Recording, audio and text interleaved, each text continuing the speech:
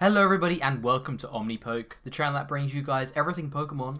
I'm Jack and today we're going to be looking at Boltund VMAX. I think this deck is fantastic for new players getting into the game. I think it teaches a lot about the game and I don't even think it's that sort of mean tier. I think it can win against a lot of matchups out there. There are a couple of really awkward ones, but I think Boltund has a chance against almost all of the meta, provided they sort of miss a turn here and there. I think Boltund is just on the fringes of being able to beat a top tier deck. So against these decks where they miss a turn or whatever, I think you can genuinely steal some games, which is pretty cool. Just before we get into it though, make sure you check out the Potown store where you can grab your PTGO codes, including Fusion Strike very shortly. Make sure you use code OMNIPOKE for 5% off your order. So the basic concept of the list. With a V that already has seen success, Boltund already has a solid baseline. We've seen that the V has been very successful. Electrify is a great attack, and even Volt Storm is pretty good. The VMAX basically has Bolt Storm on steroids. It has an extra plus 20, which is great for doing numbers, and it also has a really good 3 for 230 attack, which is great tempo in the early turns whilst you're trying to build up your energy to be able to Bolt Storm for one hit KOs. You have the stadium as well, the Stormy Mountains Stadium or Stormy Range, I can't remember what it is in English, to be able to help with your consistency. So yeah, it's a really interesting one.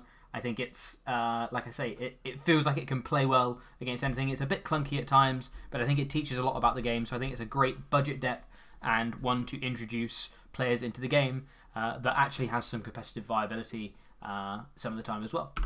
So onto the list, really simple. We've got 4 Boltund V and 3 Boltund VMAX. I just mentioned the Boltund V, basically Electrify, attaching energy to boost up that Bolt Storm attack to do more damage, and then Bolt Storm doing 10 plus 30 for each lightning. Same attack on Boltund with the Boltund VMAX with 30 plus 30, and then Max Bolt doing 230 for 3. So yeah, 2 really strong attacks. Max Bolt can do doing 230 is a really good number. It means that we're able to take out Zacians, Suicunes, obviously because we won't use anyway, but it's still a really good number. Genesects, all of this good stuff. And also hit a big chunk on VMAXs. Often it's very easily a 2-shot, which is nice. But also, even if you miss that third energy, which we shouldn't with this list given the amount of energy we're playing, but even if you miss that third energy, Lightning Storm often does enough to be able to combine with Max Bolt the next turn to easily get a 2-shot as well, which is cool. We're running 1 Crobat, basically just to be able to help smooth out the early turns here and there. We want to see as many Mareeps and Boltunds as we can, but Crobat can sometimes help us in finding more supporters. Basically, you know what Crobat does, just drawing some extra cards. It's also nice to sometimes even Crobat before playing something like a Sycamore, a Research, to be able to ditch a load of more energy to be able to Dynamotor it back on to do more damage with Lightning Storm later down the line. So yeah, pretty good stuff. And then we're running a full suite of 4/4 Mareep, just to be able to 4/4 Mareep and Flaaffy, I should say, just to be able to Dynamotor as many energy on as we can per turn, to hopefully get us to the point where later on in the game, Lightning Storm will be taking hopefully a 1-shot on a VMAX, but even if not, just a strong 2 energy attack to try and finish off some VMAXs and take some late game prizes. Trainers wise, we're running 4 Quick Ball, 3 Evo Incense, and 3 Level Ball, just to be able to try and be nice and consistent. I think if we're trying to do anything with this list, we're running when we get there, you'll see we're running 16 energy. It's a huge amount of energy, obviously.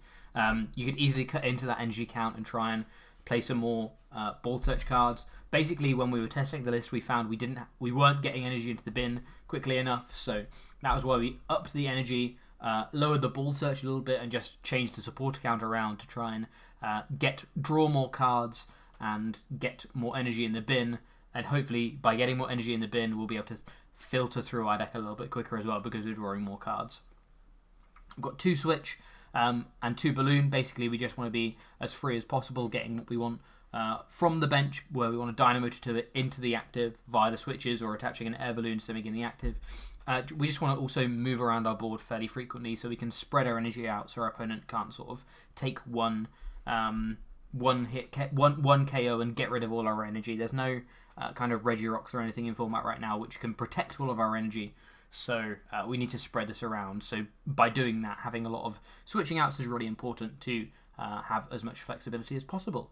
And then for Stormy Mountains, like I said, just being able to have that extra search for Mareeps and Boltunds in the early turns means that we can very, very quickly fill our board. And the quicker our board fills up, the more Flaaffies we can get out, the more Boltunds we can get out, the more targets we have to attach these energies, so it's not all lumped onto one target for our opponent to basically deal with in one shot. So we want to see as many basics in the early turns as possible, so the quick balls and Stormy Mountains should suffice. On to supporters, pretty standard. For the most part, we have full research, 2 Marnie and 2 boss. Again, a slightly thinner supporter count on the Marnie and boss front, basically because we want to be just powering through whatever's in front of us. Marnie is obviously still very good in terms of trying to disrupt as well as keep some resources where we need to. But the full research is going to be really important for just ditching as many energy as possible to try and be able to dynamo them back on later on down the line. And that's why we're also running the 2 Zinnia's Resolve as well. It works really well because we want to discard cards from our hand, and we get to draw a card for each of our opponent's Pokemon in play. And right now, a lot of decks really want to go wide. The Fusion decks want to go wide. The Inteleon decks want to go wide. The Single Strike decks still kind of want to go wide. They're not as wide as they used to be because Gengar only attacks for 2 energy, so we don't need as many Hound Hours and Houndooms. But they still want to have a fairly wide board of them just to be able to set up an attack out of nowhere.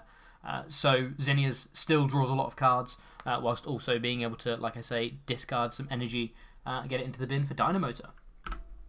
On to the energy. We have 4 speed energy. Obviously, speed is one of the best energies in the game, to be honest. Being able to draw an additional 2 cards when you attach the energy is really, really strong. It's unfortunate that you can't Dynamotor these back on because a lot of the time you want to be attaching multiple of these to your attacker just because you want to be drawing cards. So when you lose your first attacker a lot of the time, you can't Dynamotor energy back onto it, or back on that you've lost from the attack, which is kind of awkward, but that's why we're running a huge 12 count of lightning energy, just because we want to see as many as possible in our opening hands, along with things like research, just to be able to bin them all, get a load of energy into the discard, and just constantly be able to stream it back with Dynamotor turn after turn, and basically hopefully push into that sort of 300, even 330 range to try and take a one-shot on a VMAX towards the end of the game. So here is the list if you want to take a quick screenshot. Onto the techs. There are some pretty interesting ones here. A lot of the ones we've seen talked about and played ourselves are the Vikavolt and Zekrom. Basically, Vikavolt helps with some of the Inteleon matchups, trying to slow them down, as well as just in general trying to sort of slow down the state of play to be able to attach more energy with Dynamotor. It wasn't terrible, but basically it almost felt like whenever you were searching for a Vikavolt, you wanted to be searching for a Boltund, because Boltund was doing more damage. Though that being said, Super Zap Cannon can, in a pinch, be a very good way of closing out a KO. Obviously, you have to discard 2 energy, which is a bit awkward, but it does at least mean you can, well, we know we can reattach them, so it's not the end of the world. Zekrom is another one that's frequently talked about, Wild Shock doing 130, and if you do 60 to yourself and you also paralyze the opponent. That's not terrible. Obviously, there are situations where you want to have some kind of attacker, a one-prize attacker against a Decidueye, something like that, and Zekrom is very often the one picked. I don't think it's all that strong, to be honest, but again, the paralysis in combination with a Marnie can be somewhat detrimental and maybe slow the game down enough to be able to attach a few more energy on and try and basically take some more time to Dynamotor up to a one-shot with the Boltund VMAX. So that's another interesting one. I'm not too sold on the Zekrom, but it's a nice one-prize answer, to be honest. There are a fair few one-prize answers. Things like Regieleki also comes to mind as well. The other route you can take with the deck is actually with a Rayquaza route. Obviously, we've seen Flaaffy and Rayquaza paired before, but in this case, we will be running the Rayquaza essentially just for Azure Pulse. To be able to use the Azure Pulse ability, discard your hand and draw 3 cards. You can have a load of energy in hand, discard it all, draw 3 cards, and you can then kind of maybe play around with your support account or anything like that, and not essentially use your support for a turn, discarding all the energy. Obviously, Ray isn't the most consistent draw engine. It's a stage 2, or sorry, it's a stage 1 draw engine. It's a VMAX draw engine, and it's not particularly reliable in only drawing 3 cards. But if you do want to build the deck around that, we already have the Stormy Mountains to be able to help search out for the Rays, so you just need to up the consistency, maybe up the Evo Incense to 4 and stuff, just to try and search out for the VMAXs, and maybe that's the best way of churning through your deck, trying to get as many energy into the discard to attach and attack with Boltund. Obviously, things do start to get a bit awkward because you're taking up spots for Boltunds and Flaaffys with your Rayquazas, but it's definitely an interesting draw engine that you could maybe try out and see if that helps you churn through the deck, like I say. On to the matchups. The matchups aren't the best, but they're not the worst. Single Strike is pretty rough, basically, if they play exactly one Urshifu, because a lot of the time we don't have all that much tempo, so they can basically always try and gust up where the energy is in the early turns with the combination of the Urshi plus the Umbreon to try and keep you off of the VMAX, and then by then they should have enough time to be able to set up Gengar to Gmax swallow you, potentially for the last 3 prizes, or even just some 2 shots. It's not awful. It can, like, if they miss their, if they're electing to not play the Urshifu, or they're not able to find enough Houndooms and stuff because kind of the deck has moved away from the capture energy style feel, then it can still be fine, and you can kind of race them a little bit, because again, we're another deck that doesn't have all that many 2 prizes on the board. Panic Fear is a bit more awkward, so they have to lean into Gmax Swallow a little bit more, maybe putting themselves on a lower HP count because they're having to use more Houndooms and stuff like that. So it's not the worst matchup, but it's not the best. Genesect, however, is pretty bad, essentially because they can deal with your early Boltunds quite easily just with Techno Blasts, but also the combination of Toxtricity plus Power Tablet means that Boltund VMAX actually is pretty fragile against them. So yeah, being able to, they're able to uptrade into you. 190 isn't difficult for you to deal, which is pretty good, and you kind of can potentially even play the 2 prize game against them, because 190 only needs 6 energy on the board for Boltund V to just use its Bolt Storm attack, and that's honestly kind of the best route you have to go down. You just kind of have to elect to forget about the VMAX and just try and race them a little bit with the Genesect, which isn't terrible. It can be done, but you do very often have to try and take the first 2 prizes, which can be a bit awkward. And then Rapid Strike Urshi is another one, just basically because your VMAXs are incredibly fragile. You're weak to the Rapid Striker, so it's doing 300 to you in combination with Inteleon. That's very easily cleaning you up, and you can never really reach into their HP range.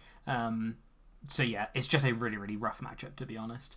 Everything else is winnable. I will caveat that it feels like some of the stronger decks like Mew do have to sort of miss a beat or skip a turn for you to feel super comfortable. But some of these slower decks, things like Dragapult and Jolteon. Jolteon is a bit of a weird one because they can deal with your Flaaffys, but equally, if they're dealing with your Flaaffys, you can very easily kind of just keep punching into them, which is cool. But things like Dragapult, again, just being able to punch into them and use the tempo of things like Max Bolt can be enough in these matchups. It feels like it's only Mew that really has to definitely miss a beat for you to be favourable. But I think most matchups out there are fairly winnable, providing that you're able to keep up the pressure, keep on attaching energy. Yeah, I think it's definitely most of the matchups in the format that don't have weakness on you are fairly winnable. But it's really Mew that has to miss a beat for it to be, I think, at least favourable, I guess. So some closing thoughts. I think it's a really, really good budget deck, and I think it's a fantastic deck to introduce people to the TCG. There's a lot of good concepts. There's a lot of... I think it's a fairly straightforward deck to play.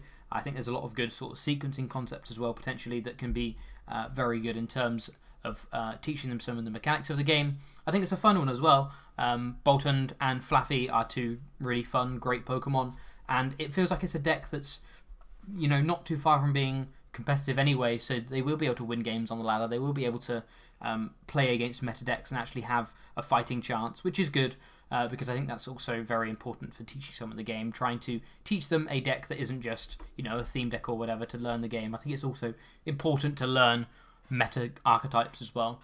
It can sometimes lack the output, but feasibly, I think it can honestly beat almost any deck in format, provided they miss a beat or 2.